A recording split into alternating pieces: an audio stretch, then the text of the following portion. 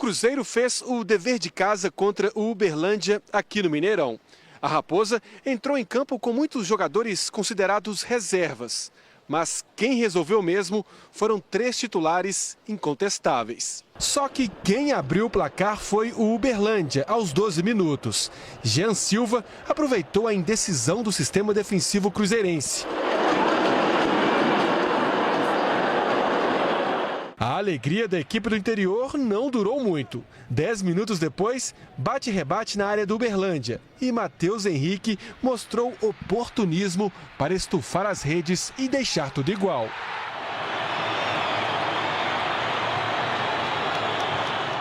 O segundo foi dele, Gabigol de pênalti. Veio o segundo tempo com Dudu em campo. E o camisa 7, que gosta de fazer gol de cabeça, marcou o primeiro dele no retorno ao Cruzeiro. E o posicionamento, né? A gente sempre tem que estar dentro da área, né? O treinador sempre pede pra gente pisar na área e sempre, às vezes, vai sobrar a bola ali, como sobrou hoje no segundo. Com a vitória, o Cruzeiro segue tranquilo na liderança do Grupo C, com 10 pontos. A gente tem que continuar nessa sequência, se conhecendo cada dia mais, se entendendo mais em campo. Acho que com a medida do tempo as coisas vão ficando melhor, tem a tendência para melhorar. Vitória em qualquer situação ela é sempre benéfica e bom. Aumenta a autoestima dos atletas, a torcida fica animada, vem junto conosco. E isso gera todo esse clima que vocês viram no segundo tempo. Agora nos preparamos aí para mais 2 campeonatos à parte.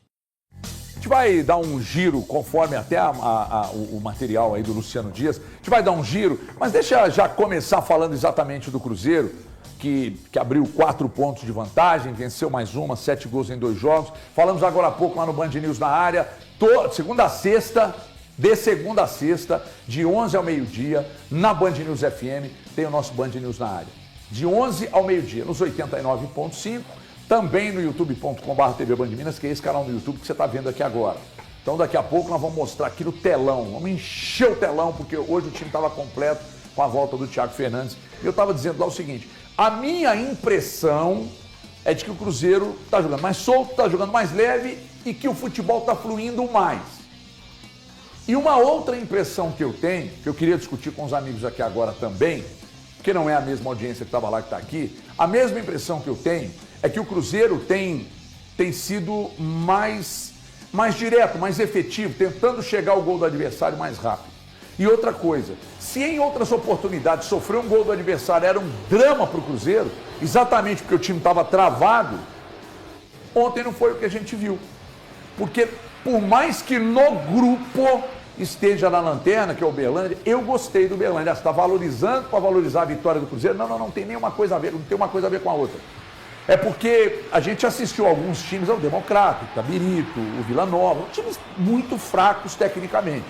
O Uberlândia eu já achei um time interessante, está para virar SAF também, e se virar SAF e injetarem o dinheiro que eles estão falando, vai ser mais uma grande força do futebol mineiro. Então eu quero abrir para todos vocês aqui esse assunto, e aí briguem, desgraçados. Boa tarde. Quem quiser falar primeiro que fale. É você. Você que é educado e não quis. Boa tarde para você, boa tarde para os nossos telespectadores, os amigos aqui.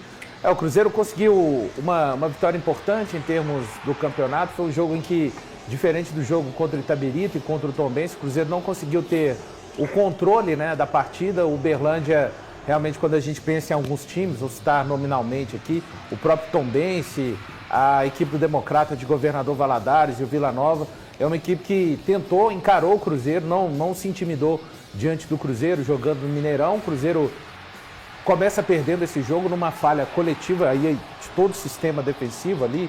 Falhou o Fagner, o Fabrício Bruno, o João Marcelo, o Kaique, e acaba saindo atrás no placar. Consegue o empate também numa chotada ali da defesa do Uberlândia. Mateuzinho, muito bem, o Matheus Henrique, mais uma aparição nesse ano de 2024. E depois o Eduardo aparecendo na área. Acaba acontecendo para mim a penalidade incontestável, o Gabigol volta a marcar. E depois, no segundo tempo, o Cruzeiro, com a entrada do Marquinhos e do Dudu e do Matheus Pereira, melhora muito, né? Então, assim, achei que foi um jogo em que o Cruzeiro não teve o controle da partida, o Uberlândia incomodou, mas o ataque voltou a produzir, né? Com o Dudu, o Gabigol marcando, O Cruzeiro teve outras situações também, o Uberlândia teve, Léo Aragão aproveitou mais uma aparição. E o Marquinhos é um jogador que, até falei hoje na Band News, ele vai se tornando, né, cada vez mais, por atuações, um jogador que vai sendo olhado, pelo menos nessa gestão do Wesley Carvalho. Lembrando, né, que ele está imbuído aí de passar o serviço para o próximo técnico, muito provavelmente o treinador, o Léo Jardim. Ele tem agora os 2 jogos mais importantes da primeira fase de classificação do Cruzeiro são exatamente América e Atlético na sequência. E o Cruzeiro vai se desenvolver, para mim, com coisas do trabalho do Diniz, muitas, eu diria a maioria, mas uma movimentação, o simples posicionar das peças de ataque, com liberdade para elas exercerem aquilo que elas têm de melhor. E a liberdade, né? De que adianta um sistema que você tem crença se o sistema limita aquilo que os jogadores têm de melhor, que é o improviso? O Wesley está deixando a turma bem à vontade. Vitória importante do Cruzeiro, que ainda sonha com a melhor campanha geral na fase de classificação. Mas é impossível a gente não comentar e não acompanhar o que está acontecendo no Cruzeiro nesses últimos 2 jogos sem lembrar do que não acontecia. O nada que era essa equipe com o Diniz. Os mesmos atletas, você está até citando que tem movimentos até parecidos. A maioria com o que acontecia com o Diniz, mas a efetividade, a alegria, a facilidade que esses jogadores encontram hoje, sem a presença do Diniz, é algo que alegria eu não posso externa afirmar. aos olhos, né? É algo que deixa assim um absurdo. É um absurdo o que a gente não via com esses mesmos atletas. A sua colocação, mais uma vez, eu retomo, com movimentos semelhantes aos do Diniz, e a gente não via nem de perto algo que acontece hoje. Um time que entrega intensidade, entrega variações táticas, entrega mais entrosamento entre as principais peças, e a gente não via isso há uma semana atrás, quando o Diniz fazia parte dessa equipe. Então, isso realmente me assusta e mostra como, quando você tem grandes atletas, você tem bons nomes, você tem jogadores referência, o mais simples que você fizer, você faz um time jogar bola. Eu sempre admirei o Diniz.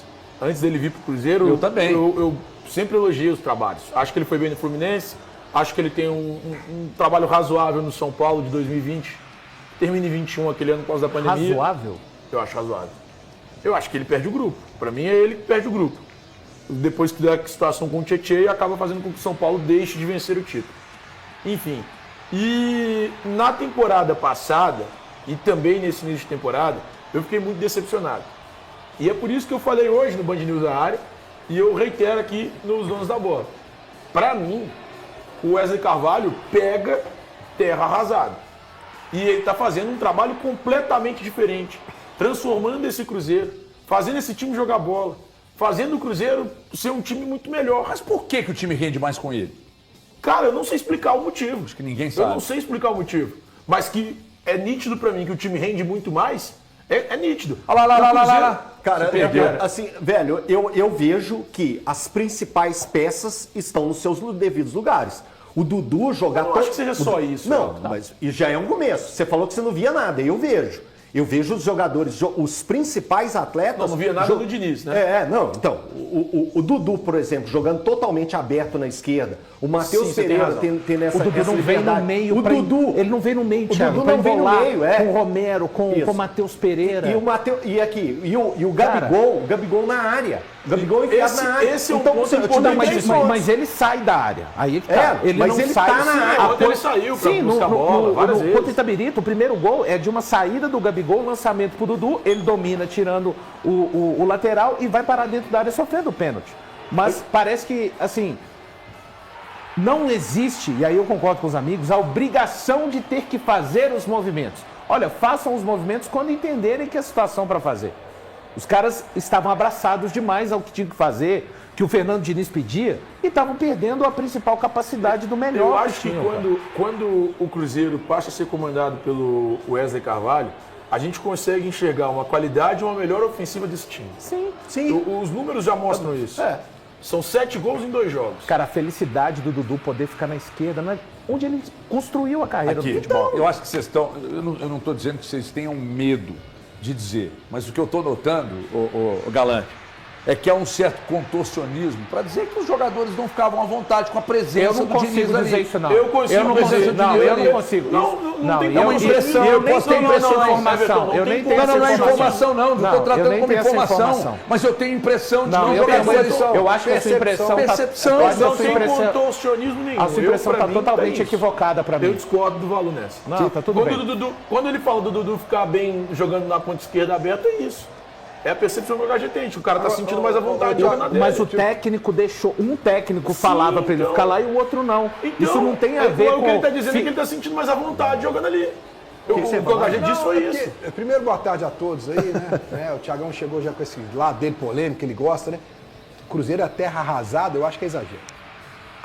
É um absurdo. Eu acho que é exagero você falar que Cruzeiro é terra arrasada. O elenco que o Cruzeiro tem. Poxa, você... ele deixou, o Diniz deixou. Não, mas eu também não acho que deixou uma terra arrasada. Mas terra arrasada? Eu acho exagero demais. Não. É só olhar a estrutura de time. O Wesley chegou, ele adaptou, conversou com cada um, colocou cada um para jogar no seu lugar e beleza, ele fez alguns ajustes ali. Mas não pode ser só isso, Galante. Eu sei que o Diniz tinha parcela de culpa, mas é que eu acho que terra arrasada é como se ele tivesse deixado nada, não tivesse feito nada. A culpa é toda do Diniz, não tem parcela. Tudo bem, mas terra arrasada eu acho que é exagero. É claro que terra arrasada, ele não conseguiu ganhar do Betim. Ele não conseguiu ganhar do Betim. Ele não conseguia ganhar do Atlético. Não fez nada. Ele não conseguia ganhar de ninguém. É muito ele não ganhava de ninguém, falar, não fez nada. Eu acho que ele fez nada. Eu elogio bastante o conceito de vocês. Não é verdade, porque o Wesley tá bebendo. O Wesley tá bebendo da fonte dele. Ele tá bebendo, Balu, para com isso, cara. A estrutura de time é diferente, Thiago?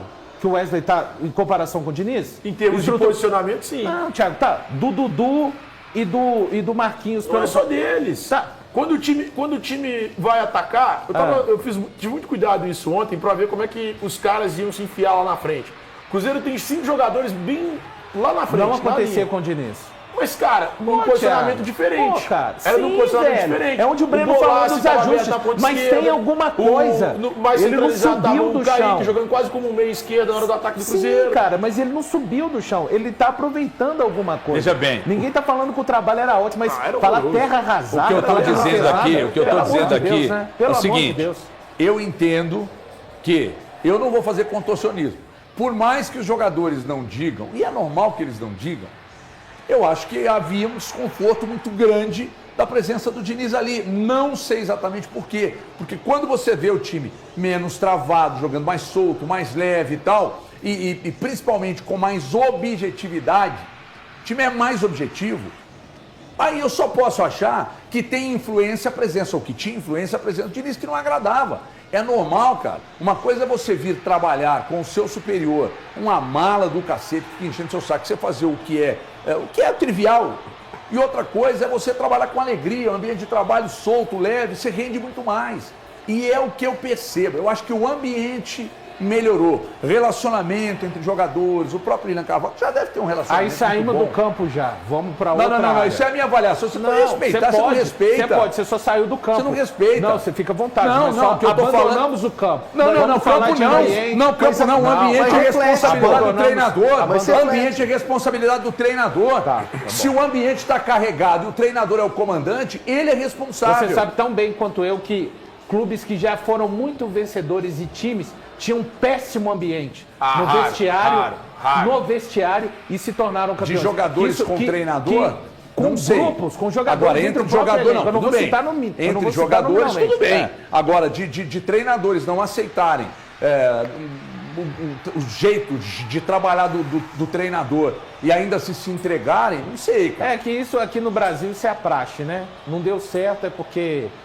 o ambiente não era bom entre os jogadores e os técnicos e segue adiante. Agora é só isso, Balu. Agora o ambiente era a qualidade, os caras não compraram a ideia. O Diniz, ele não conseguiu traduzir em desempenho e resultado aquilo que ele entende de jogo. E eu acho que os jogadores compraram a ideia pra caramba do Diniz. Talvez se tivessem comprado até menos, teria sido bom pro próprio Diniz. Os jogadores tentavam reproduzir o tempo inteiro, sistematicamente, a ponto, pra mim, de deixarem de lado características dos próprios atletas em benefício do trabalho que entendiam que o técnico designava. Aí o Wesley chega e não abre mão das características. E aí o time fica leve, solto, começa a ganhar. Funciona. E assim, não era um drama quando o Cruzeiro tomava gol? Esse é o X da questão, Valor. A gente não pode afirmar isso. Mas, por exemplo, você acabou de falar, talvez o jogador agora se sinta mais à vontade de fazer algo que ele não é obrigado a fazer. Se sente. Então, a gente viu diferente. Não pede para ele ficar preso ao sistema. Agora, o que eu acho é que essa mudança de rota do Cruzeiro veio num momento tão bom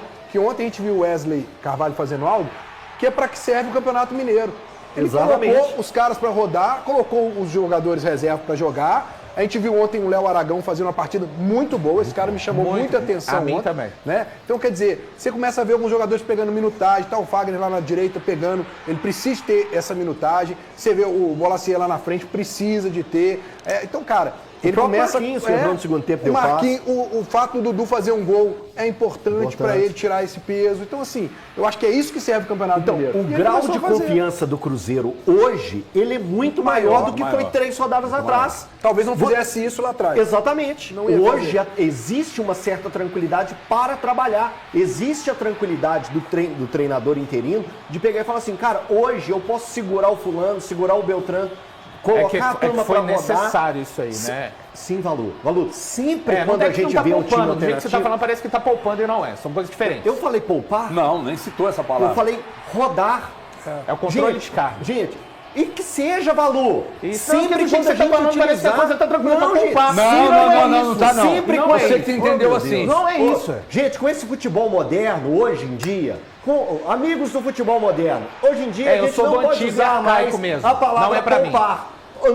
A gente não usa mais a palavra poupar. Não tem problema. A gente tem que usar a palavra controle de carga. Eu sou de outro Perdão, pessoal. Perdão do controle de carga. É controle de carga agora. Então a gente não pode chamar mais de poupar, de segurar. Não pode fazer isso mais. É porque poupar são coisas diferentes. Perdão, meu pai, povo. quando o atleta está apto e não quer sabe o que eu estou observando? Eu posso estar errado. Eu acho que o Valor está muito sentido que estão colocando 100% do problema no Diniz e você não está concordando. Não é mais ou menos isso? Porque eu estou vendo que você está defendendo muito o Diniz. Então eu não tenho relação com ele. Você é fã dele. Daqui a pouco. Você é Dinizete. Sabe o que vai acontecer? Você é Dinizete. Algo pessoal com o Lianco. Agora eu sou da família do Diniz. Daqui a pouco você tem algo pessoal com o Diniz. Daqui a pouco ele vai levantar uma plaquinha, #volta Diniz. Olha aqui, atenção meus amigos.